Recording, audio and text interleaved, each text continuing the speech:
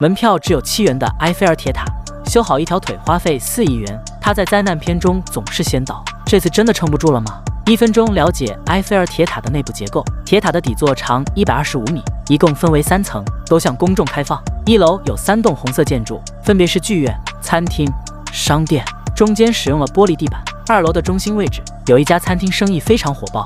3楼要小得多，只有一个观望台的位置，你可以透过窗户向外看整个巴黎。楼梯的上半部分是一个私人公寓，是铁塔的建造者古斯塔夫·埃菲尔的住所，只用于私人约会。最高点安装有无线电天线。拿到门票如何上塔呢？在每个铁塔的支柱下都有轨道车的入口，可以直达1楼与2楼。随着轨道变得更陡峭，客舱必须进行调整。配电室与机械隐藏在支柱下面，你可以爬楼梯锻炼身体。南边的2个轨道是运送货物的，2楼的火锅店可以直接上去。想要到达3楼，需要乘坐垂直的电梯，也有楼梯可以走上去，但它通常不开放使用。各位领导点个关注，咱们下期见。